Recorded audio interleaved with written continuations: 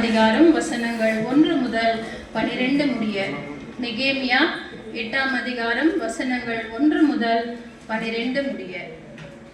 ஜனங்கள் எல்லாரும் தண்ணீர் வாசலுக்கு முன்னான வீதியிலே ஒருமனப்பட்டு கூடி கர்த்தர் இஸ்ரவேலுக்கு கற்பித்த மோசேயின் நியாயப்பிரமாண புஸ்தகத்தை கொண்டு வர வேண்டும் என்று வேத பாரகனாகிய எஸ்ராவுக்கு சொன்னார்கள்.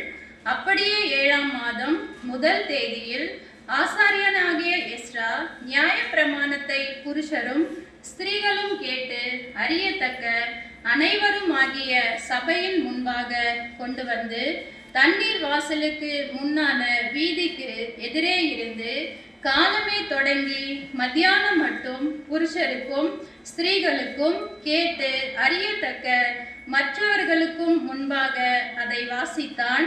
சகல ஜனங்களும் நியாயப்பிரமாண புஸ்தகத்திற்கு கவனமாய் செவி கொடுத்தார்கள்.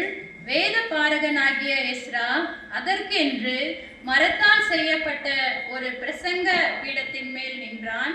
அவன் அண்டையில் அவனுக்கு வலது பக்கமாக மத்தியத்தியாவும் செமாயாவும் அனாயாவும் உரியாவும் இல்கியாவும் மசையாவும், அவனுக்கு இடது பக்கமாக பெதாயாவும் மிசாவேலும் மல்கியாவும் அசுமும் அஸ்பதானாவும் சகரியாவும் மெசுல்லாமும் நின்றார்கள். எஸ்ரா சகல ஜனங்களுக்கும் உயர நின்று சகல ஜனங்களுக்கும் காண புஸ்தகத்தை திறந்தான். அவன் அதை திறந்த பொழுது ஜனங்கள் எல்லாரும் எழுந்து நின்றார்கள். அப்பொழுது எஸ்ரா மகத்துவமுள்ள தேவனாகிய கர்த்தரை ஸ்தோத்தரித்தான். ஜனங்கள் எல்லாரும் தங்கள் கைகளை குவித்து அதற்கு மறுமொழியாக ஆமேன் ஆமேன் என்று சொல்லி குனிந்து முகங்குப்புற விழுந்து கர்த்தரை பணிந்து கொண்டார்கள். யெசுவா, பானி, செராபியா, யாமின், அக்கூப், சபேதாயி, ஓதியா, மசாயா, கேலிதா, அசரியா, யோசபாத், ஆனான், பெலாயா என்பவர்களும் லேவியரும் நியாயப்பிரமாணத்தை ஜனங்களுக்கு விளங்க பண்ணினார்கள். ஜனங்கள் தங்கள் நிலையிலே நின்றார்கள்.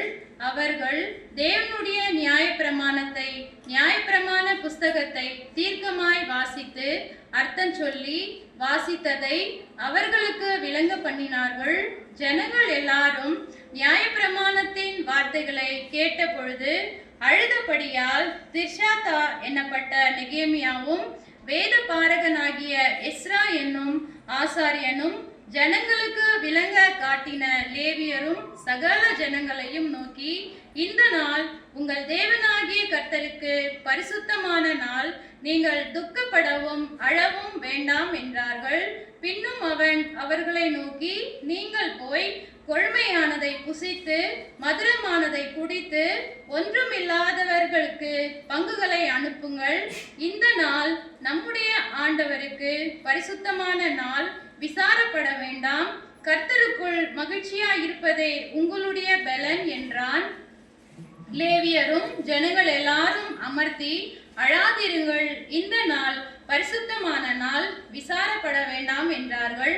அப்பொழுது ஜனங்கள் எல்லாரும் தங்களுக்கு அறிவிக்கப்பட்ட வார்த்தைகளை உணர்ந்து கொண்டபடியால் புசித்து குடிக்கவும் பங்குகளை அனுப்பவும் மிகுந்த சந்தோஷம் கொண்டாடவும் போனார்கள் என்றார் என்பதை வாசிக்க வேண்டிய முதலாம் வேத பாடம் வாசித்தாயிற்று. தேவனே உமக்கே மகிமை உண்டாவதாக. ஆமென்.